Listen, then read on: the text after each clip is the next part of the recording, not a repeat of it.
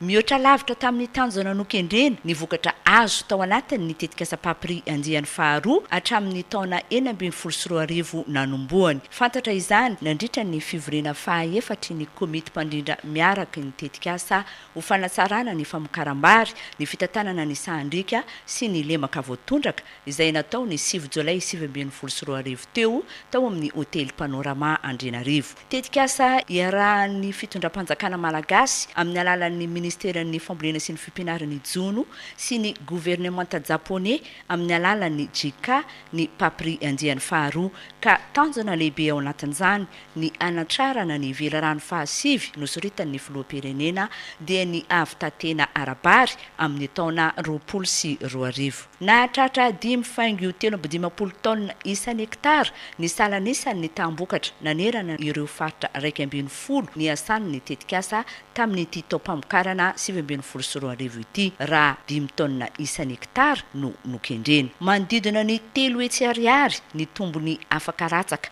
azon'ireo mpamboly amin'ny velaran-tany 10 hektara raha napiatra ny teknika PAPRIZ andiany faharoa izy ireo ka faharitana hoe 5,700 ariary ny salanisa amin'ny vidin'ny akotry iray kilao. Tamin'ireo faritra voatondraka miisa 8,700 amin'ny faritra ny asan'ny tetikasa PAPRIZ andiany faharoa dia velaran-tany mahery ny 5,400 hektara no niasana ka 2,700 ireo tantsaha no fanina ho mpampiofana. Afaka napita ny fahalalany tamin'ireo tantsaha manodidina azy ka nisy fiantraikany tamin'ireo tokantrano eo amin'ny 3,500 eo izany.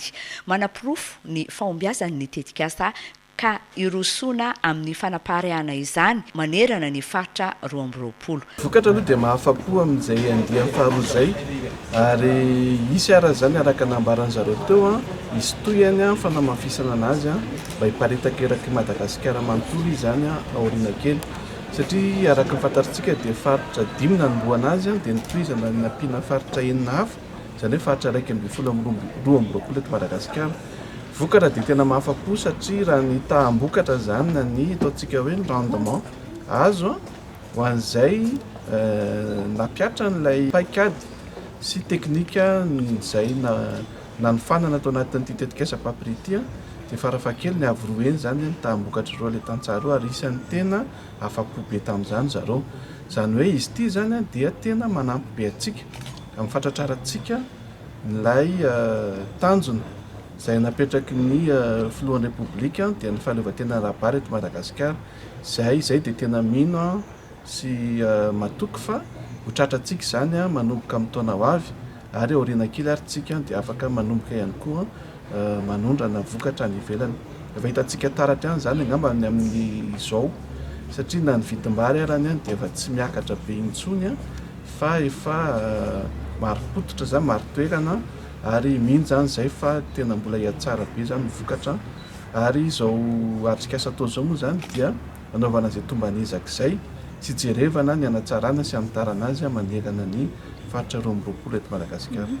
Efa voapetraka ny paikady ho fanapaharana ny tetikasa PAPRIZ andiany faharoa izay mifototra amin'ny fisian'ny antsoina hoe maître formateur na MF iara-iasa amin'ny mpampiofana PAPRIZ na PAPF izay anofana kosa indray tantsaha mpamboly mpampiofana na PF izara ny fahalalany amin'ireo tantsaha manodidina azy. Amin'izao fotoana izao teknisianina 7 avy amin'ny fobe-patry ny fambolena sy ny fipinaran'ny jono no sokajina ho maître formateur ary 2,50 ireo mpampiofana PAPRIZ anoy ny asa fanapaharana ho amin'ny taom-pambolena ho avy. Nisy araka izany ny fanolorana mari-pahaizana ho an'ireo maître formateur 4,10 mianadahy hiasa any amin'ireo faritra vaovao hitaran'ny tetikasa PAPRIZ andiany faharoa. Nandritra io fotoana io dia nisy ihany koa ny fankatoavana ny drafitrasa ho tanterahana amin'ny ho avy ho fanohizana ity tetikasa PAPRIZ andiany faharoa ity.